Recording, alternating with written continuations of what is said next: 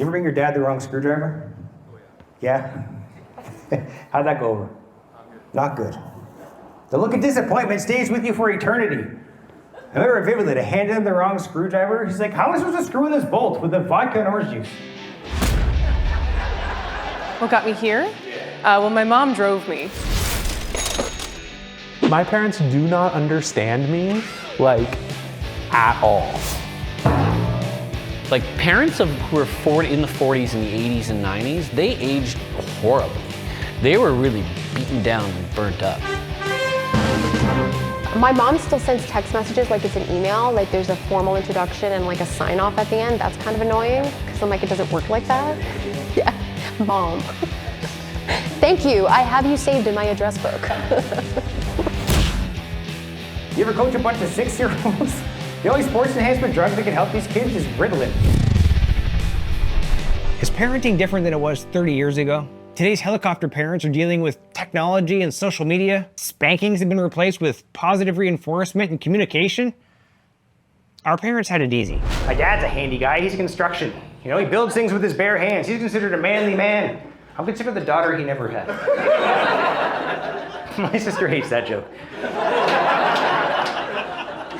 My brother was a bit of a golden child, perfect grades, incredible athlete, like prodigy, pianist kind of thing. And so they weren't really too worried about him, I don't think. I think it was more so me trying to figure out where I fit in within my school and my extracurriculars. Like I dropped dance because I was getting this crazy body dysmorphia from doing dance, and like I never really was accepted by the girls who I danced with. And I mean, high school's a show for anybody, but I think they were kind of on the edge of their seats to see where I would slot in. Then I found comedy and started doing like actual like stand-up and sketch and improv, and I think that's when they said, oh, okay, yeah, that makes a ton of sense for her.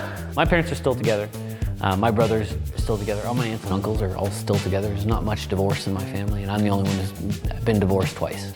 I think there's a lot of benefits in how I was raised. I mean, I'm a go-getter, I am a perfectionist, which can be a little bit of, you know, a negative thing from time to time, but I don't give up easy, and I have a lot of strength because of, you know, how my parents brought me up. So like, this is the day I'm gonna go up and tell my dad, I love you. For some of you, it's like, what's the big deal? But for the other half of you, you're like, oh my God, that's terrifying. It's not that we don't love each other, it's just more like a handshake with no eye contact kind of a thing, right? So I go knock on the door, I'm like, hey, how you doing? He's like, great. I came here to tell you I'm having car trouble. Can you help me here in the driveway? So now we're under the hood, we're ripping out wires and cables and stuff like that. We don't know what we're doing, okay? I chickened out. Right, I close the hood, I drive off, now my car's making noise. Head to the mechanic. He gives me a quote, I leave, he says, I love you. Get home. My wife's like, did you do it? No, I didn't do it, I chickened out. What's wrong with you? It doesn't cost you anything to tell someone you love them. I disagree. According to the mechanic, it costs $1,200. Yeah, both my parents still alive, still kicking. I mean, there's something to be said about when I was raised by my dad, and he grew up in a rough area, rough neighborhood, in a tough life. And he always taught me the value of being street smart, right? He's just like, here's how you see things, and here's how you read people. Now, I've had to tell him twice that the pop-up on his computer is not actually a virus, and that he doesn't need to call Microsoft and give them their credit card. And I've had to do that twice and cancel his credit card because his street smart doesn't apply to the internet. I'm glad my parents are still together. I don't think I could do tech support on 2 different old person dating apps. How old are your parents? My dad is 67, my mom is 65. So that's an accumulative age of 132. My mom's not the most technical person. She will receive emails like a normal person, but instead of deleting it, she will print them all out. Staple it together, read it like a newspaper. I got a really interesting email from your sister the other day. Cool, forward it to me. Well, here you go. My mom doesn't understand that like apps aren't the iPad, like it's like separate, you know what I mean? She's like, oh, the iPad's not working. And I look and I was like, no, it's just this individual app that's something, and she thinks it's all one thing. But I am their tech support. I am their guy, and also because I work in computers, which also means that I'm the guy that everyone calls for everything. So yeah, I am their local tech support, and it's nothing more frustrating than try to guide a boomer on how to double click or right click or single click or whatever. It's the most frustrating thing in the world. Ambitious kids from my generation wanted to become doctors and lawyers. But today's youth gravitate to social influencers or a career in entertainment. Older generations have a hard time understanding why anyone today would want to pursue a career with so much uncertainty. My parents do not understand me, like, at all. I work for a film company, but I also have like, we make like sketches and fun stuff and that we use. And like I showed this dad this sketch that I made. Have you seen it, Rory? It's the Eclipse one. It's very popular online right now. It's very huge. If you haven't seen it, you're one of the few that hasn't. No, I'm joking.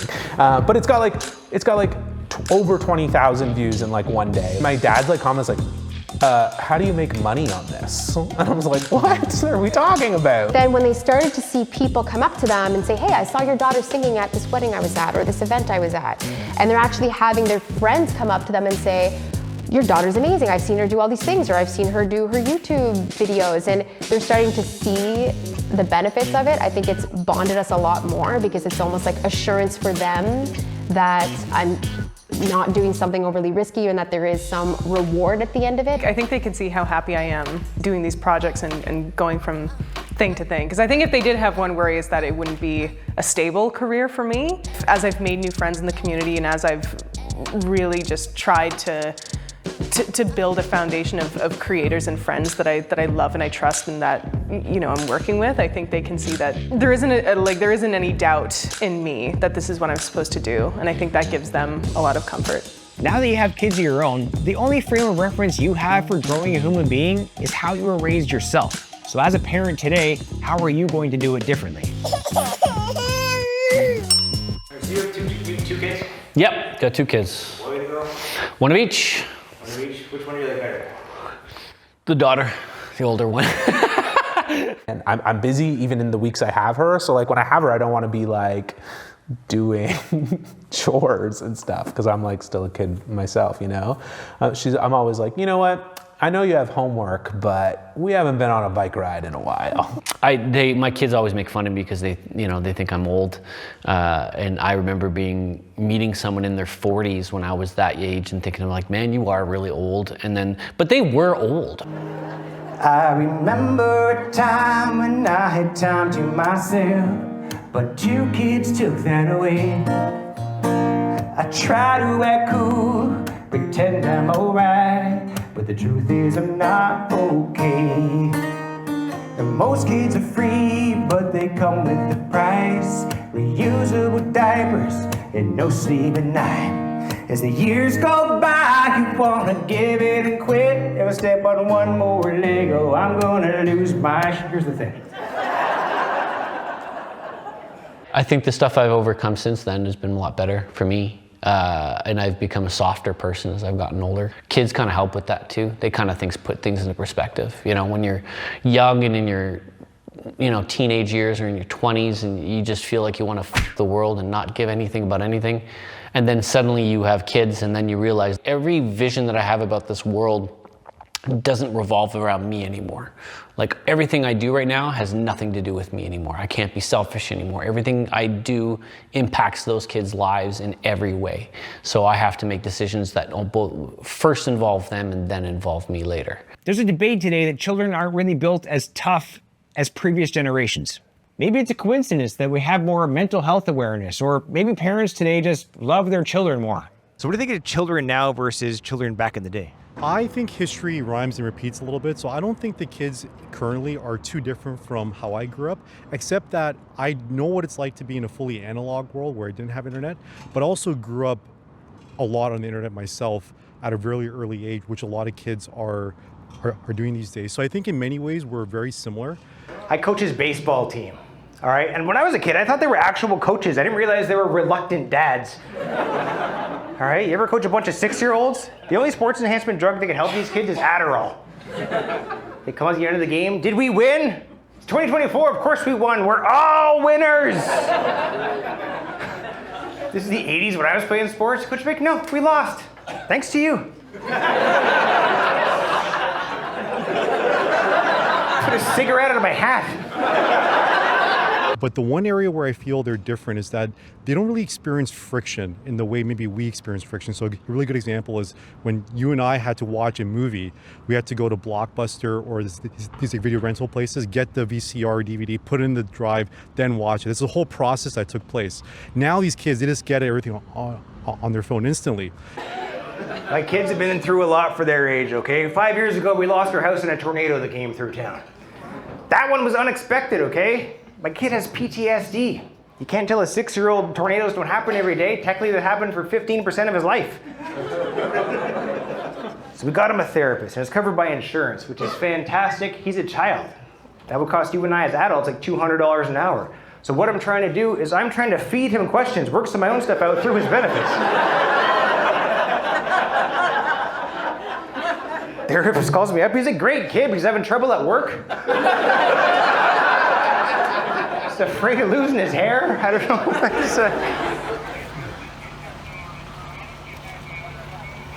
You okay, eBay? Whoa, look at these. Look at all the trucks. No one expects a tornado to come ripping up your driveway, okay? I'm in the living room with the kids. My neighbor's pool lands in the yard, which is a pretty good indication I should put on some pants. Panic sets in. I grab my favorite kid.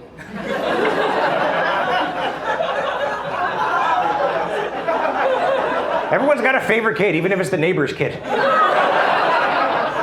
We head down to the basement, the roof flies off, the kid's swing set disappears, but they don't care, you know, because now they have a new pool. Finders keepers.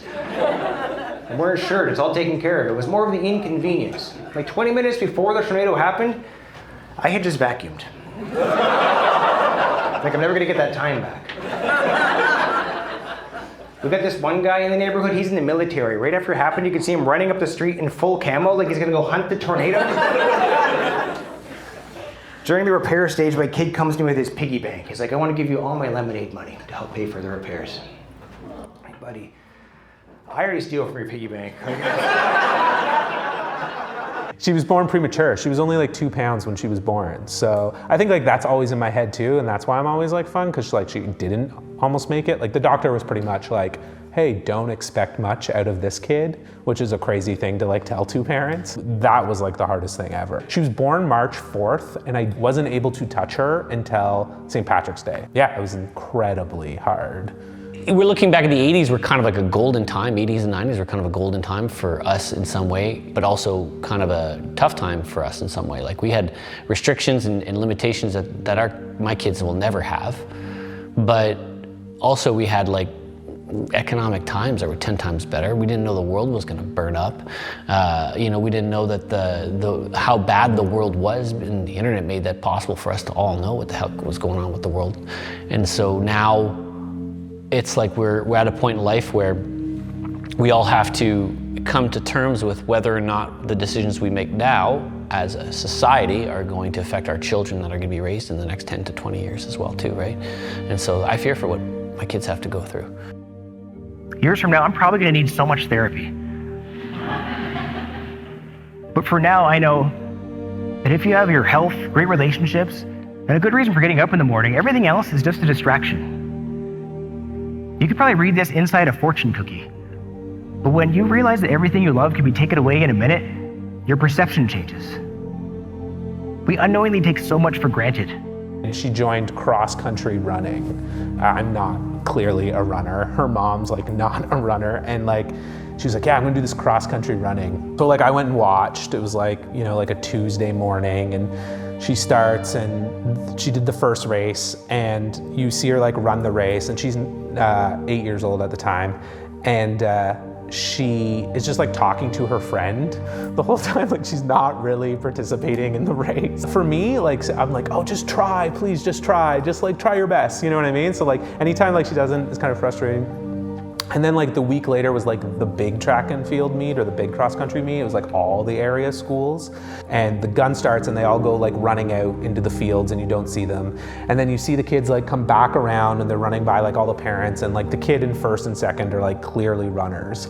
And then my kid comes along in fourth place, and I'm like filming and I like instantly started getting choked up. Just like seeing her like actually like try and like work hard at something, and like I was filming it and I was like, go Molly, and you could like hear it in my voice. I was like, you're in fourth place. As soon as she finished, she was like, my side hurts and that wasn't fun and I'm never doing it again. Like seeing her like excel like that with like all her peers and like work really hard at something, I could care less if she wins or loses anything ever, you know? But like the fact that she was like working really hard at something, she learned from the first race that, you know, if she put her mind to it, she can accomplish something. And I hope she like carries that throughout her life, you know? When he was young, I taught him how to sell his toys online. If like, you don't like your toy anymore, we'll sell it online. We could use that money to buy a new toy. Now he has a taste for money. He wanted to Airbnb his bedroom. Comes home from school every day, he's got this new business idea. He's like, how about a juice box that'll charge your phone? That's a pretty good idea. He's like, I'm glad you think so. I need to borrow $6,000. Dude, no, go to your room. He's like, I can't, there's a tenant in there. Like my ideal thing for her is that she leaves her hometown and like goes somewhere amazing. Unless it's like, hey, I want to open a boutique shop in your hometown. Awesome, if that's your dream, go for it. I felt the pressure to like stay in my hometown, like I still live there. It's always kind of like, well, I mean, you can get a job here at the factory or wherever, you know what I mean? And it's a good job and it's benefits. I'll go visit her, like go do whatever that dream is. Her big thing right now, she wants to be a hotel chef. That's it, the chef in a hotel. And I was like, awesome. Like, that seems like the greatest job to me. Like, if that's what you want to do, like, you'd be the best hotel chef. I want to have kids at a moment in my life where I feel like I'm ready to truly embrace whatever it is that they tell me they want to be or who they want to be. I'm not 100% there yet, because sometimes I struggle with it because I have my own convictions and values, and I know that when you have kids, those may differ from what parents' expectations and values are. If I ever have kids, it'll be at a moment when I'm truly ready to embrace that.